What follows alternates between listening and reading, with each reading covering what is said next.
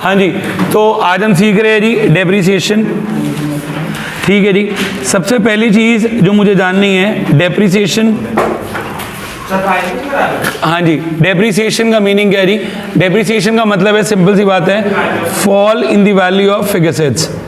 जितनी भी हमारी फिक्स्ड एसेट्स है उन सब की वैल्यू कम हो जाती है एक्सेप्ट लैंड। इसको हम लोग क्या बोल देते हैं जी? डेप्रिसिएशन।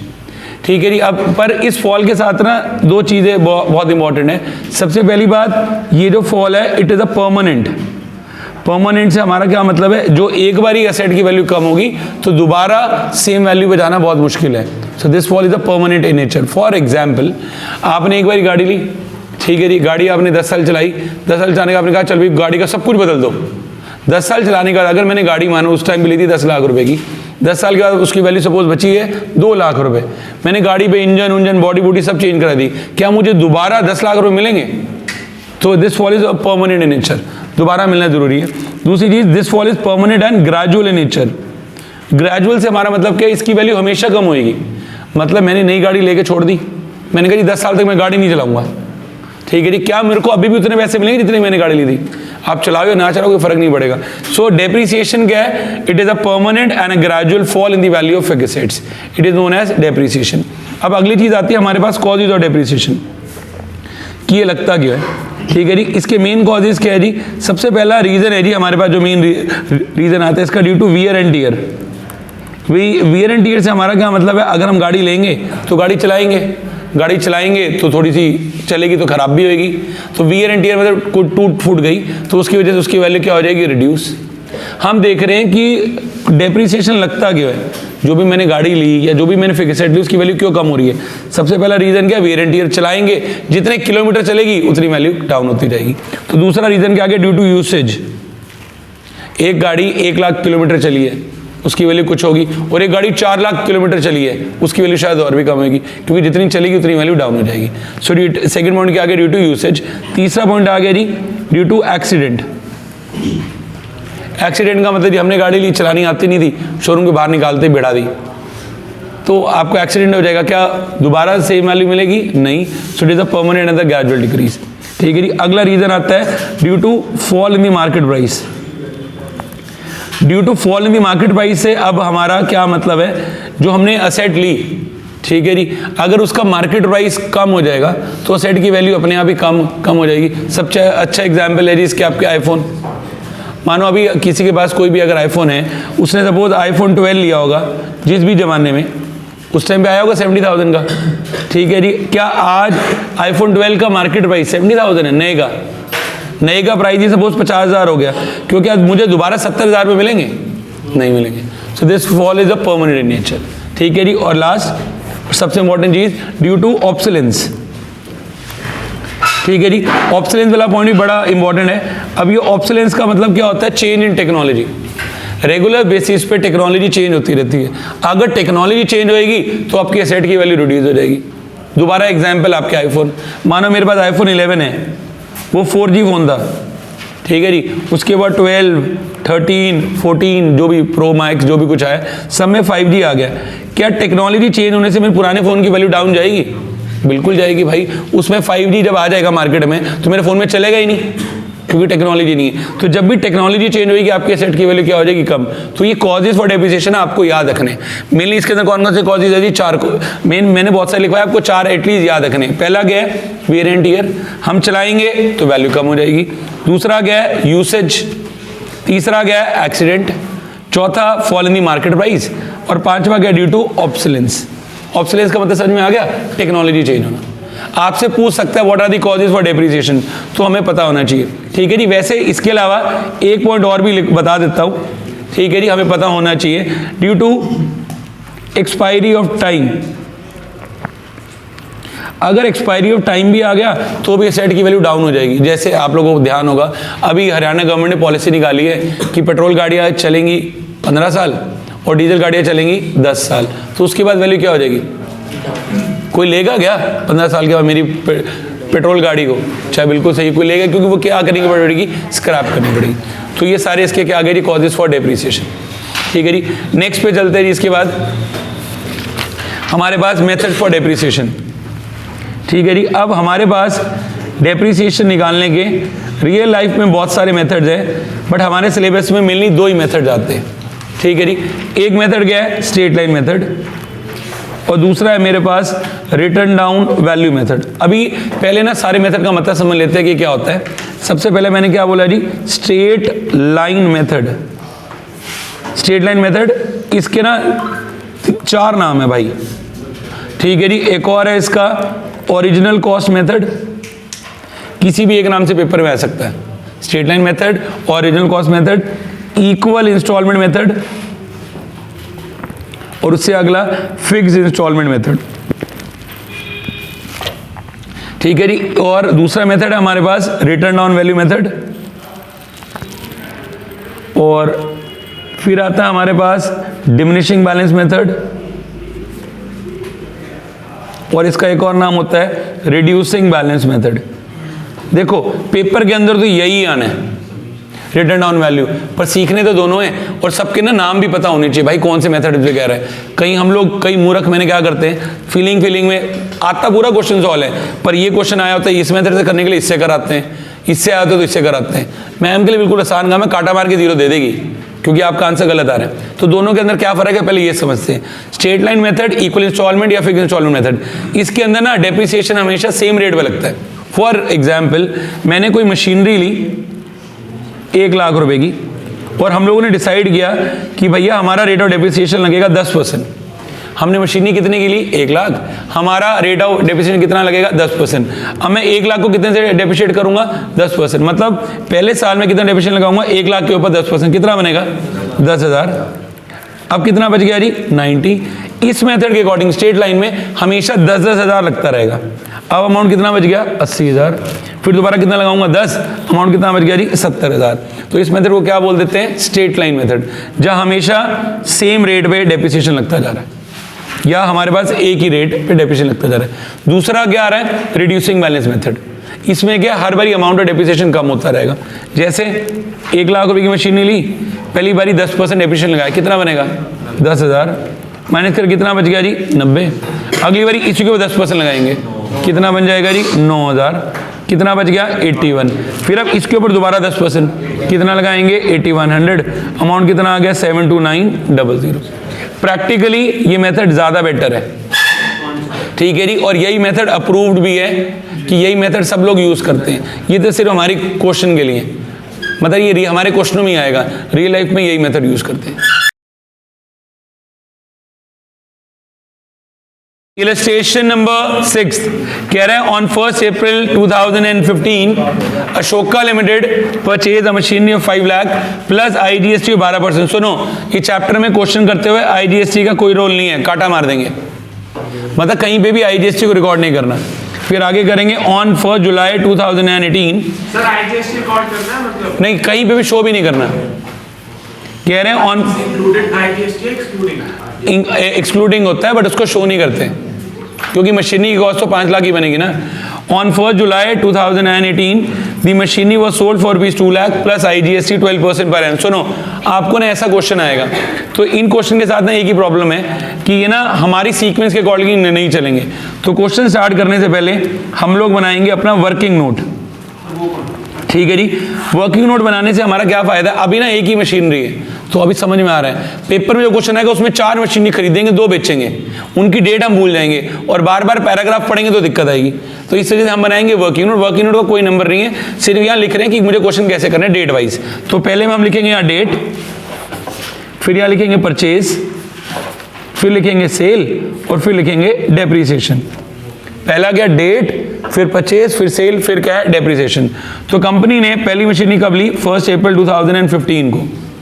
मशीनरी कितने की ली थी, 5 लाख, यहाँ डेट लिख दी थी 5 लाख। उसके बाद लिखा हुआ है on 1 July 2018 this machinery was sold for ₹2 lakh. तो यहाँ पे मैंने मशीनरी का अमाउंट कितना लिख दिया जी, 2 लाख। नीचे लिखा हुआ है रेट और डेप्रीसिएशन वॉज 10%। अब 5 लाख की मशीनरी है, डेप्रीसिएशन का रेट 10%, तो कितना बन जाएगा, 50,000।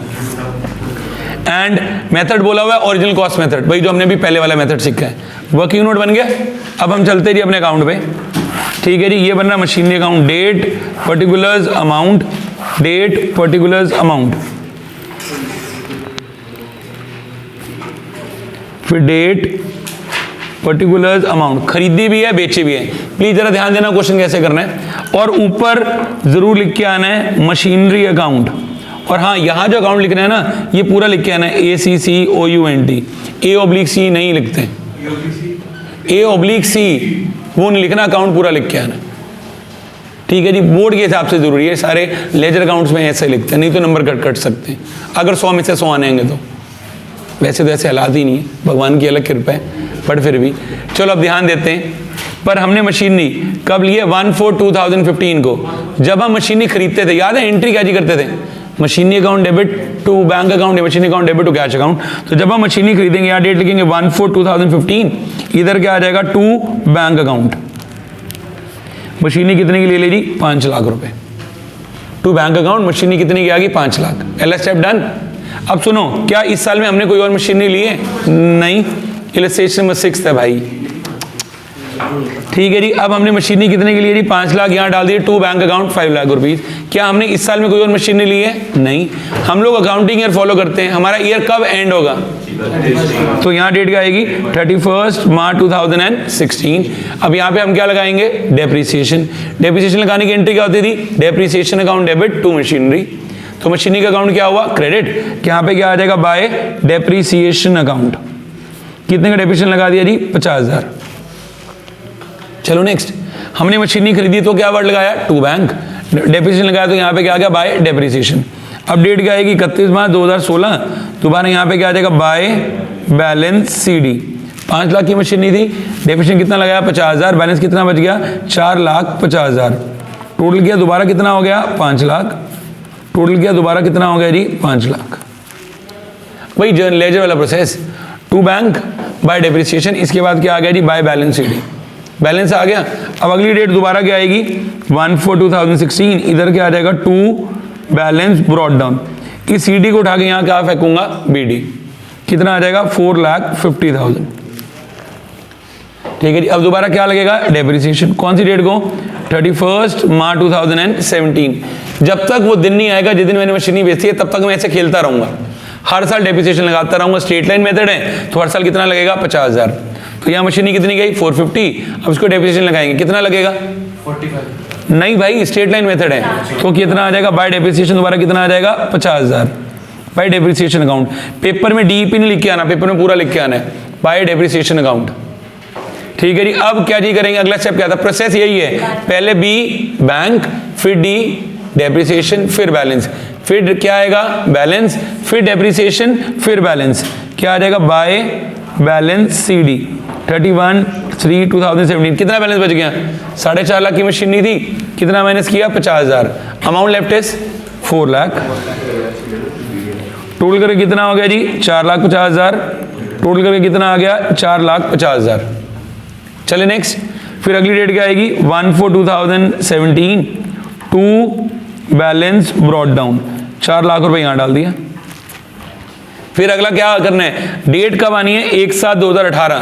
जब तक वो डेट नहीं आएगी तब तक मैं क्या लगाता रहूंगा? ऐसे ही डेप्रिसिएशन। तो अगली डेट क्या आएगी? 31 मार्च 2018 बाय डेप्रिसिएशन। कितना आ गया जी? 50,000। फिर क्या लगेगा? डेप्रिसिएशन के बाद क्या निकालूंगा? Balance, bye balance CD। 4 lakh minus 50,000, balance कितना बच गया? 3,50,000। टोटल कर दिया 4 लाख। टोटल कर दिया 4 लाख। अब वो दिन आ गया जी जिसका हमें इंतजार था अपनी मशीनरी बेचने का। यहाँ डेट आएगा 1/4/2018। इधर क्या आ जाएगा? To balance brought down. कितना आ गया? 3.5 लाख। उम्मीद है यहाँ तक कुछ सबको करना आ गया। ठीक है जी, अब मैंने क्या करना है जी? अब मैंने अपनी मशीनरी बेच दी। मैंने मशीनरी कौन सी डेट को बेची है? 1/7/2018। बस यही स्टेप है जहाँ पे गलती होगी। ठीक है जी, जब भी मैं मशीनरी बेचूंगा तो मैं क्या लगाऊंगा? डेप्रिसिएशन। चाहे आपने एक दिन लगाई चलाई हो, चाहे 1 साल लगाई हो, डेप्रिसिएशन तो लगेगा। And depreciation is charge on 2 dates, या तो ईयर की लास्ट डेट जैसे मैंने अभी किया, या तो जिस दिन आपने मशीनरी बेची है। तो अब आपने मशीनरी कब बेची है? 1 साल। क्या आपने पूरा साल चला ली मशीनरी? कितने महीने चलाई है? 3 महीने। तो कितने महीने का डेप्रिसिएशन लगेगा? 3 महीने। जितना टाइम यूज करोगे उतना टाइम का लगेगा। तो यहाँ क्या आ जाएगा? By depreciation. अब ये मैंने कितने महीने का लगाना है? 3 महीने। 3 महीने के हिसाब से कैसे लगेगा? देखो, पूरे साल का कितना था? 50,000। तो 3 महीने के लिए कितना हो जाएगा? इंटू 3/12। कितना बन रहा है? 12,500 रुपए। ठीक है जी, ये मैंने रफ में करके दिखाया, पेपर में नहीं करके आना नीचे, ये समझाने के लिए यूज किए। निकालना आ गया। अब खरीदते हुए वर्ड क्या आया था? To bank. जब बेचोगे तो पैसा आएगा। एंट्री क्या हो जाएगी? कैश अकाउंट टू मशीनरी या बैंक टू मशीनरी। तो इधर क्या आ जाएगा? By bank account. हमने मशीनरी बेच दी, कितने की बेची है? 2 लाख। और यहाँ पे क्या आ गया? By profit and loss account, bracket में क्या आ गया जी? लॉस। अब आप कॉमन सेंस लगाओ, 3.5 लाख की मशीनरी थी, 2 लाख की बेच रहे हो, प्रॉफिट या लॉस?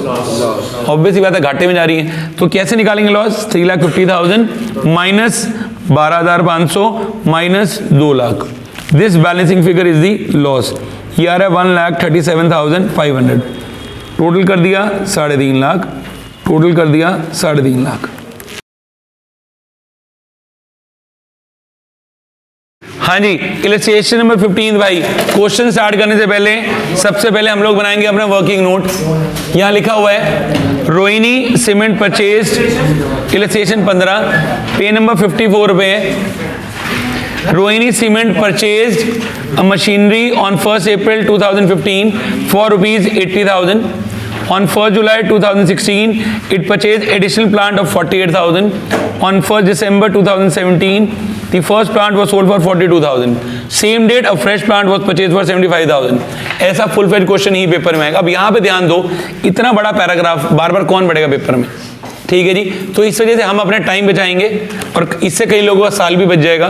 तो इसलिए हम बनाएंगे वर्किंग नोट। ठीक है जी, वर्किंग नोट कैसे बनाते थे? सबसे पहले क्या लिखेंगे? डेट, यहाँ लिखेंगे परचेज, यहाँ लिखेंगे सेल और यहाँ डेप्रिसिएशन। हम ना ये बना रहे हैं क्रोनोलॉजिकल ऑर्डर में, मतलब अकाउंट्स ना क्रोनोलॉजिकल ऑर्डर में मिलता है डेट वाइज। तो यहाँ पे डेट वाइज लिखते रहेंगे क्या क्या सामान ले रहे हैं, क्या क्या बेच रहे हैं, ताकि मुझे क्वेश्चन करना ईजी हो सके। तो पहली मशीनरी हमने कब ली? 1st April 2015 को। कितने की ली थी? 80,000। ठीक है जी, दोबारा इसके बाद हमने एक और मशीनरी कब ली? 1st July 2016। कितने की थी? 48,000। फिर हम लोगों ने एक और मशीनरी कब ली? 1st April को। 1st December 2017 को हमने पहले वाली मशीनरी बेच दी। कितने की थी? 42,000 की। तो यहाँ मैंने एरो लगा दी, याद रहेगा कि किस डेट को बेचनी है। और ऑन द सेम डेट हम लोग एक मशीनरी और खरीद के आगे कितने की थी? 75,000। तो ये मैंने लिख लिया जी डेट वाइज, मुझे कब कब कौन कौन सी डेट पे चीज़ खरीदनी है। रेट ऑफ डेप्रिसिएशन कितना बोला हुआ है? 10%। 10%, 80,000 का 10% विल बी 8,000। 48,000 का 10% विल बी 4,800। बेचने वाले का नहीं लिखना डेप्रिसिएशन। और 75,000 का विल बी 7,500। यहाँ तो कोई दिक्कत? अब भाई हाँ, पर आप लोगों ने 2 चीज़ें जरूर ध्यान देनी है। पहली चीज़, मेथड कौन सा फॉलो कर रहे हैं, याद ही नहीं रहेगा। अगर मैंने यहाँ लिख लिया तो मुझे याद रहेगा कि मैंने कौन से मेथड से बनाना है। ये रिटर्न डाउन वैल्यू मेथड, मतलब जो बैलेंस आएगा उसके ऊपर डेप्रिसिएशन लगेगा। रिटर्न डाउन वैल्यू मेथड में ना मैथ्स मुश्किल है, अकाउंट तो सेम ही है। ठीक है जी, और तुम्हारी लोगों की 2 ही प्रॉब्लम है, एक मैथ्स और एक इंग्लिश। अकाउंट से बेचारा बड़ा शरीफ है। ठीक है जी, अगली चीज, इसका ईयर कब एंड कर रहे हैं। एक और स्कूल वाला ना कभी कभार बहुत चालू बन जाता है, वैसे तो है चालू आदमी। यहाँ पे क्या देता है? ईयर एंड ऑन 31 दिसंबर। और हम लोगों को आदत है, हम फीलिंग में 31 मार्च को ईयर एंड करके आ जाते हैं। पूरा क्वेश्चन गलत हो जाएगा। प्लीज जरा ध्यान देना, यहाँ पे हमारा ईयर कब एंड कर रहा है लिखा होगा, नहीं तो हमारा ईयर विल एंड ऑन 31 मार्च। यहाँ लिखा हुआ है accounts are close on 31 March. तो हमारा ईयर कब एंड करना है? 31 मार्च। या हम डेट भी लिख के आएंगे, 31 मार्च के अकॉर्डिंगली हमने क्वेश्चन करना है। सारा सिस्टम वर्किंग नोट पे लिख के आना है, ताकि हमें वर्किंग नोट बार बार क्वेश्चन ना पढ़ना पड़े। अब बनाते जी अपना लेजर अकाउंट। लिखिए account, date, particulars, amount, date, particulars और अमाउंट। और हाँ, अगर पेपर में टाइम कम हो, कोई पेंसिल स्केल की जरूरत नहीं है, सीधा हाथों से लाइनें लगा दो। पेपर तो पूरा करके आना ही है, ये थोड़ी छोड़ के आ जाएंगे। अगर कम है, अगर बहुत वेले हो, एक ही क्वेश्चन करके आना है, तो आराम से सजा के पेपर करके आए। ठीक है भाई, date, particular, rupees, date, particular, rupees. और अब हम क्या बना रहे हैं इसके अंदर? प्लांट खरीदा, मशीनरी, प्लांट, तो ऊपर बन जाएगा जी प्लांट अकाउंट। और कई मूर्ख ऊपर लिखाते डेप्रिसिएशन। डेप्रिसिएशन चैप्टर का नाम है, डेप्रिसिएशन का अकाउंट नहीं बना रहा हूं। अब फिक्स एसेट का अकाउंट बनता है, क्वेश्चन गलत हो जाएगा उस सिचुएशन में। चलो अब जरा क्वेश्चन स्टार्ट करते हैं स्टेप बाय स्टेप। हम लोगों ने मशीनरी ली, कौन सी डेट को? 1 अप्रैल 2015 को। मशीनरी खरीदते थे तो क्या वर्ड आता था? टू बैंक अकाउंट, तो लिखो जी टू बैंक अकाउंट। अब ना हमने बहुत सारी मशीनें ले ली तो हम नंबर दे देते हैं 1 2 3, ज़्यादा इजी काम हो जाएगा। तो टू बैंक अकाउंट नंबर 1, मशीनी कितनी की खरीदी थी 80,000। अब ध्यान दो हमारा ईयर एंड करेगा 31 मार्च 2016।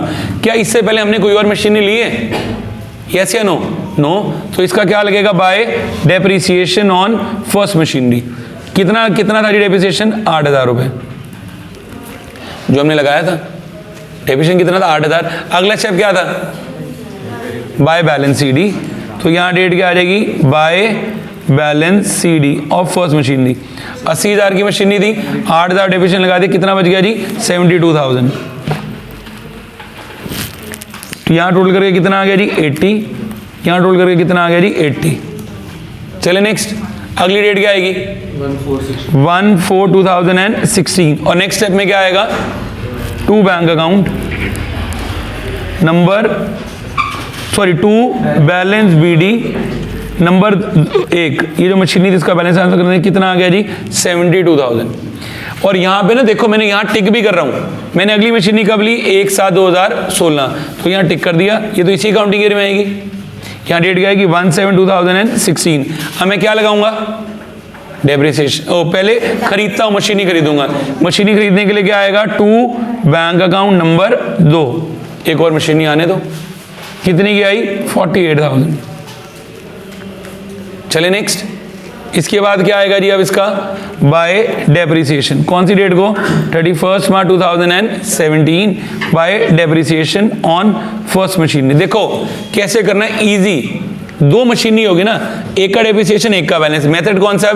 Return down. तो 72,000 के ऊपर 10% लगेगा, कितना हो जाएगा? 7200। फिर इसी का बैलेंस लिख दो, बाय बैलेंस CD। याद रहेगा कैसे निकालें? 72,000 माइनस 7200। तो हमारे पास जो बैलेंस है, ये बैलेंस बच गया 64,800। 72 में से 72,000 में 72 माइनस किया, ये आ गया। और अब अगली मशीनरी के ऊपर दोबारा क्या लगेगा? डेप्रिसिएशन।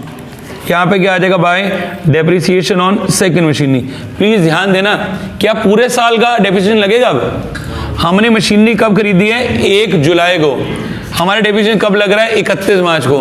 क्या मैंने पूरा साल मशीनरी यूज करी है? नहीं। मैंने कितना टाइम मशीनरी यूज करी है? जुलाई से लेके मार्च तक। काउंट करो कितने मंथ्स हो गए? 9 महीने। पूरे साल का डेप्रिसिएशन कितना था? 4800। तो 9 मंथ्स के लिए कितना हो जाएगा? इंटू 9/12। Unitary method.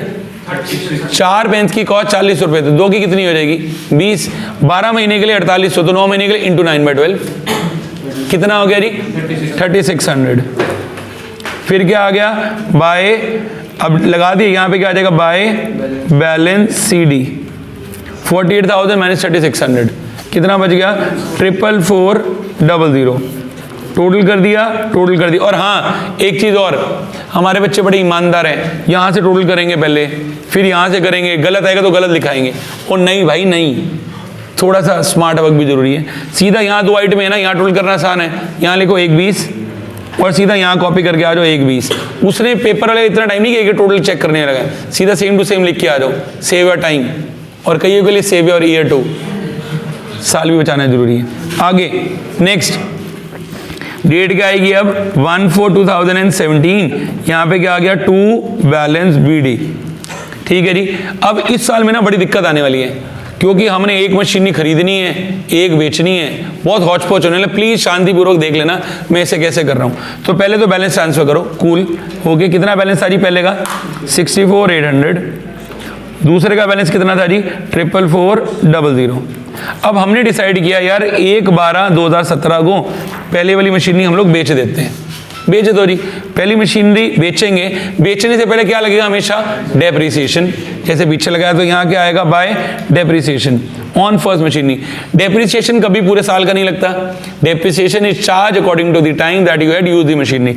अब आपने मशीनरी कब से लेके कब तक यूज करी? 1 अप्रैल से लेके यहाँ तक 1/12 तक। कितने महीने हो गए गिनो? 8 महीने। ठीक है जी। पूरे साल का अब मेथड कौन सा था? Diminishing balance. 64,800 के ऊपर 10% कितना बन जाएगा? 6480 पूरे साल का। मुझे कितने महीने के लिए चाहिए? 8 महीने के लिए, इंटू 8/12। ठीक है जी। कितना आ गया? 4320।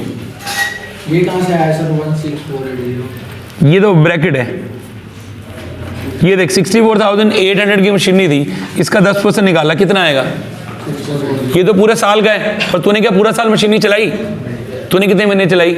8 महीने, तो 8 महीने के हिसाब से कर दिया इंटू 8/12, ये आ गया 4320। अब पहले डेप्रिसिएशन लग गया, अब मैं बेचूंगा, बेचते हुए क्या आ जाएगा? By bank account number 1। खरीदते हुए क्या लिखा था? टू बैंक, बेचते हुए क्या आ जाएगा? By bank. कितने की बेच दी? 42,000। अब आप खुद सोचो 64 की चीज है 42 में जा रही है, तो प्रॉफिट है लॉस है? लॉस। यहाँ पे क्या आ जाएगा? बाय P&L अकाउंट, ब्रैकेट में लिखूंगा लॉस। लॉस कहाँ से निकलेगा? 64,800 माइनस 4320 माइनस 42,000, ये बन रहा है 18,480, 18,480। कोई दिक्कत यहाँ तक? अब हमने इस दिन एक मशीनरी और खरीद ली, तो क्या हो गया जी? मशीनरी खरीदे तो क्या वर्ड आता था ये बताओ? To bank account number 3। कितने की मशीनरी ले ली जी? 75,000 रुपये। तो यहाँ क्या लगा दिया? To bank account number 3। ठीक है, अब इस पर भी क्या चीज लगाऊंगा? डेप्रिसिएशन। देखो अब मेरे पास 3 मशीनें थी, एक तो मैंने बेच खाई, 2 तो अभी भी बची हैं, तो 2 का क्या लगेगा? डेप्रिसिएशन। कौन सी डेट को? 31 मार्च 2018 bye depreciation on second machinery. 44400 की थी, 10% कितना बनेगा? 444,000, फिर bye balance CD of second machinery 44400 minus 444,000, ये अमाउंट बन जाएगा मेरे पास 39960। ठीक है जी।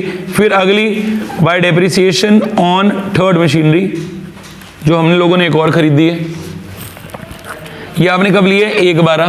डेप्रिसिएशन कब चार्ज करना है? 31/3। क्या पूरा साल यूज करिए? कितने महीने? 4 महीने। पूरे साल का कितना था? 7500, तो 4 महीने का कितना हो जाएगा? 7500 इंटू 4/12, 3, ये आ गया जी 2500 रुपये। फिर ये आ जाएगा bye balance CD of third machinery, ये यहाँ से माइनस किया, ये मेरे पास आ गया 72,500। अब यहाँ से इसका टोटल और इसका टोटल। हाँ जी, बता रहा हूँ लास्ट स्टेप कैसे करना है मैंने। देखो एक बारी लास्ट चीज़ पे दोबारा ध्यान देना। बेचने से स्टार्ट करता हूँ, वहीं से दिक्कत आनी स्टार्ट हुई। पहले हम लोगों ने बेचने से पहले क्या किया? सारी मशीनरी के बैलेंस उठा के यहाँ से यहाँ ट्रांसफ़र कर दिए। अब जिस दिन मैंने बेचना था ऊपर डेट लिखी थी 1/12, ये दिन आ गया 1/12। बेचने से पहले क्या लगाते हैं? पहले डेप्रिसिएशन लगाया यहाँ से लेके यहाँ तक, जितना टाइम आपने यूज़ करी। आपने यूज़ कब से करी? 1 अप्रैल से लेके 1/12, कितने महीने हुए? 8 महीने। पूरे साल का था 6480, तो 8 महीने के लिए क्या कर दिया? इंटू 8/12 आ गया। जितने की बेची थी वो हमेशा गिवन होगा 42,000। अब इसमें से ये माइनस किया, ये आपके पास क्या आ गया? जिसको मैंने हैशटैग किया हुआ बाय प्रॉफिट लॉस अकाउंट। अब आपने एक और खरीद ली, खरीदते क्या आएगा? टू बैंक, फिर क्या करेंगे? बाय डेप्रिसिएशन, फिर क्या आ जाएगा? By balance. ये क्वेश्चन 6 मार्क्स का बनेगा जी। 42,000। हाँ जी, क्वेश्चन नंबर 17। और अभी तक ना हम लोग कभी भी क्वेश्चन नंबर 17 थे, अभी तक जब भी हम मशीनरी बेच रहे थे हम पूरी की पूरी मशीनरी बेच रहे थे। अब हमने क्या करना है? मशीनरी का एक पार्ट बेचना है, यही सबसे ज़्यादा इंपॉर्टेंट है। बट हाँ सुनो, आपने इसको करना कैसे है? सारी की सारी कहानी हमारे वर्किंग नोट में छिपी हुई है। वर्किंग नोट बन जाएगा मतलब पूरा क्वेश्चन हो जाएगा। तो पहले बना लेते हैं जी वर्किंग नोट। यहाँ लिखना है डेट, परचेज, सेल और डेप्रिसिएशन। डेट, परचेज, सेल और क्या आ गया जी? डेप्रिसिएशन। लिखा हुआ है a company closes its books on 31 March, तो ऊपर डेट लिख देंगे जी। हमने कब एंड करनी है? 31 मार्च। And it purchase on 1 July 2010 machinery costing rupees 30,000। एक मशीनरी कितने की ले ली? 30,000। It purchase for the machinery, एक और मशीनरी कब ली? 1/1/2011 को for rupees 20,000 and on 1 October 2011 for rupees 10,000। जिस दिन जो सी मशीनरी आई मैं लिखता जा रहा हूँ। On 1 April 2012 1/3 of the machinery was sold for rupees 3,000। देखो अब हमने ना ये पूरी की पूरी मशीनरी नहीं बेची, इसका कितना पार्ट बेचा है? 1/3। तो मैं क्या करूंगा? मशीनरी को इनिशियली 2 पार्ट में डिवाइड कर दूंगा। एक पार्ट तो 1/3 हो गया, 30,000 का 1/3 विल बी 10,000, बाकी कितना बच गया जी 20,000। तो इस 10,000 वाली को मैंने बेच दिया, कितने का बेचा जी इस 10,000 वाली को मैंने? 3,000। इट इज सोल्ड फॉर ₹3,000, तो यहाँ अमाउंट आ गया जी 3,000 रुपये।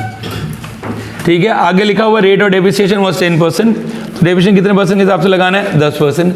10% के हिसाब से 10,000 का कितना बनेगा? 1,000। यहाँ कितना बन जाएगा? 2,000, फिर 2,000 और फिर कितना लग गया जी? 1,000। मेथड भाई ने बोला हुआ है रिटर्न डाउन वैल्यू मेथड, हमने सब कुछ यहाँ लिख दिया। भाई अभी तक जब हम मशीनी बेचते थे ना, पूरी बेचते थे, अब हमने मशीनी का एक पार्ट बेच दिया, तो तूने क्या करना है, एंड में मशीनी के पार्ट पे नहीं जाना, सबसे पहले दिन ही मशीनी को 2 पार्ट में डिवाइड करके दिखा देना है। जैसे 1/3 बेचा, तो एक पार्ट विच इज सोल्ड अलग, एक और पार्ट विच इज अनसोल्ड अलग, तो 10,000 अलग है, 20,000 अलग हो गया। तूने मान के नहीं चलना कि कुछ बेचना है, बस तेरा सारा काम वर्किंग नोट करेगा, वर्किंग नोट बन गया, बाकी पूरा क्वेश्चन नॉर्मल है। चलो क्वेश्चन करते हैं नॉर्मली। आएगा भाई date particulars amount, date particulars amount.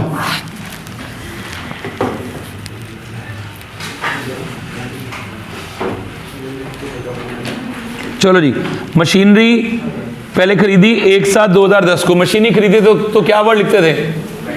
To bank account, तो यहां लिखेंगे जी टू बैंक अकाउंट। भाई आप ध्यान देना, पहले मैं एक खरीदा था, मैंने 2 इकट्ठे खरीद ली, 2 को डिवाइड में किया हुआ है, तो यहां आ जाएगा to bank account number 1 and to bank account number 2। तो पहले कितने की ली? 10,000, दूसरी साथ में कितने की आ गई? 20,000। ठीक है, आगे चलते हैं। हमने एक मशीनरी और कब ले ली? 1/1/2011। भाई इस क्वेश्चन में 3 या 4 पॉइंट ऐसे हैं जो आपका क्वेश्चन गलत करेंगे, जो अगला पॉइंट आ गए।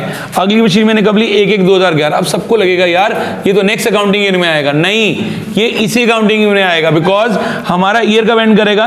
31/5/2011, और उससे पहले मैंने मशीनरी कब ले ली? 1/1/2011। जैसे अब इसको अगले अकाउंटिंग ईयर में लेके जाओगे, क्वेश्चन गलत। कॉमन सेंस यूज करनी है, पहले जनवरी आएगा या पहले मार्च आएगा? जनवरी, तो इस वजह से यहाँ डेट क्या आएगी? 1/1/2011। यहाँ आगे आ जाएगा टू बैंक अकाउंट नंबर 3। हमने एक मशीनरी और खरीद ली 20,000 रुपए की। चलो आगे नेक्स्ट। अब इस साल तो और कुछ भी नहीं आ रहा, तो क्या लगाऊंगा? बाय डेप्रिसिएशन, पहले फर्स्ट मशीनरी पे। यही अच्छा पॉइंट है भाई, क्या मैंने पूरा साल मशीनरी यूज करी?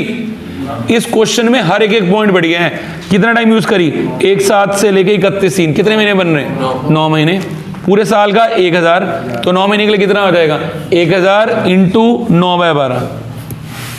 ठीक है जी, ये बन जाएगा 750 रुपीज। फिर एक का डेप्रिसिएशन, अगर आपको पिछले का तरीका मुश्किल लगा तो एक और आसान तरीका सीखो। पहले क्या करो, तीनों का डेप्रिसिएशन लगा लो। जैसे अब सेकंड का डेप्रिसिएशन, सेकंड पे कितना लगेगा? 20,000, 2,000 का था, कितने महीने यूज करी? यहां से लेके यहां तक कितने महीने होंगे? 9 महीने। कितना हो गया जी? 1,500। ठीक है जी। फिर अगली मशीनरी हमने कब ली? 1/1/2011। फिर bye depreciation on third machinery, कितने महीने यूज करी? 3 महीने। पूरे साल का कितना है? 2,000, तो 3 महीने के लिए कितना हो जाएगा? इंटू 3/12, कितना हो गया जी? 500। फिर यहां पे क्या आ गया? Bye balance CD, first, second, third. या तो पिछले वाला तरीका सही है या ये वाला ज्यादा बेटर है? नहीं, दोनों तरीके एक्सेप्टेड है यार। एक में डेप्रिसिएशन लगाया, एक का बैलेंस, या तीनों का डेप्रिसिएशन लगाओ, तीनों का बैलेंस इकट्ठे निकालो, टाइम बच जाएगा। ठीक है जी। 10,000 में से 750 गए, कितना बच गया? 9250। 20,000 में से 1,500 गए, 18,500। 20,000 में से 500 गए, 19,500। यहाँ से इसका टोटल लो, इसका टोटल। दोबारा बोल रहा हूँ, स्मार्ट वर्क करो। इसका टोटल करना आसान है, कितना बन रहा है? 50,000। यहीं का यही कॉपी करके आ जाएंगे 50,000। कोई ईमानदारी नहीं दिखा गया नहीं कि जी हमारा सही है गलत है, सीधा टेप के आ जाओ। चले नेक्स्ट। उसके इतना टाइम नहीं कि एक अमाउंट चेक करेगा। अगले पे चलते रही। 1/4/2011 क्या आ जाएगा? To balance brought down, first, second, third. First का बैलेंस कितना था? 9250। सेकंड का 18,500। थर्ड का 19,500। कुछ समस्या है यहाँ पे? अब भाई एक और खरीद ली 1/10/2011 को, तो क्या आ जाएगा? To bank account number 4। कितने की मशीनें ले लीजिए हम लोगों ने यहाँ पे? अब 10,000। आने दो भाई, खरीद रहा है तो एक और खरीदेंगे तो क्या आ जाएगा 2 बैंक अकाउंट। अब क्या करेंगे इसका डेप्रिसिएशन, कौन सी डेट को, 31/3/2012। यहाँ पे क्या आ जाएगा, by depreciation on 1st, 2nd, 3rd, 4th since diminishing balance method है तो किसके ऊपर लगेगा, इस अमाउंट के ऊपर। 9250 का 10% कितना बनेगा, 925। आसान है ये तो। 18,500 का 10%, 19,500 का 10%, 1950।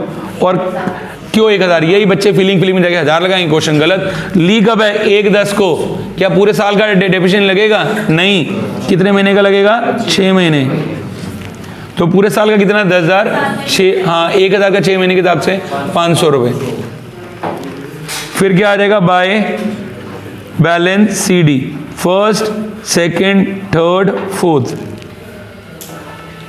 ठीक है जी, तो निकाल लेते हैं। ये हमारे पास बन रहा है 9250 माइनस 925, ये मेरे पास बन जाएगा 8325। ठीक है जी, ये मेरे पास हो जाएगा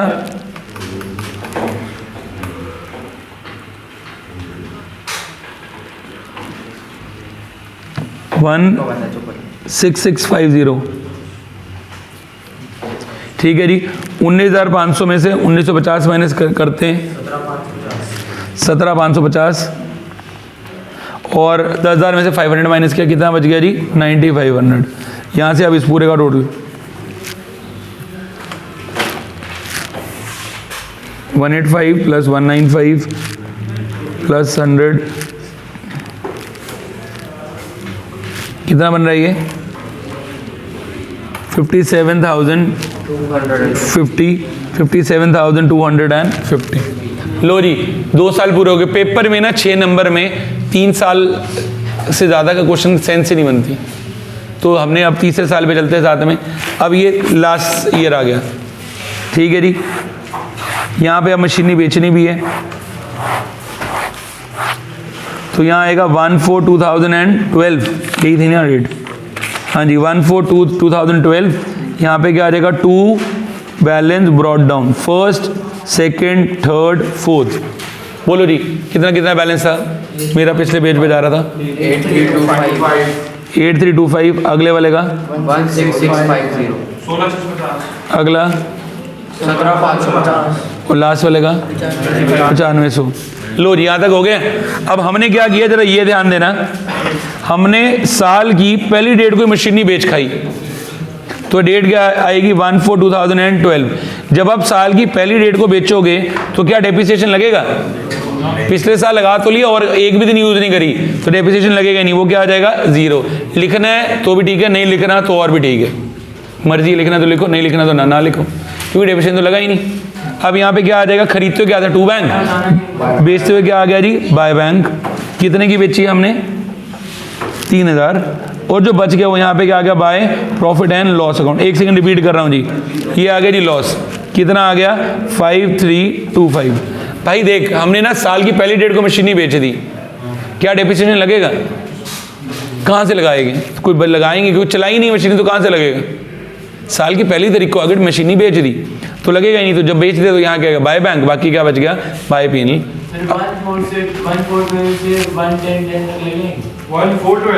1/4/2012 से 1/4/2012 को ही बेच दी, तो क्यों लगेगा।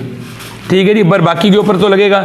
वो क्या, अब अगली की डेप्रिसिएशन कब लगेगा, 31 मार्च 2013 को, bye depreciation on 2nd, on 3rd and on 4th। Diminishing balance method है तो कितना लग जाएगा, 1665, 1755, 950। फिर आ जाएगा bye balance CD 2nd, 3rd and 4th। ठीक है जी, ये मेरे पास कैसे बन जाएगा, निकाल के देख लेते हैं। 16550, 1665,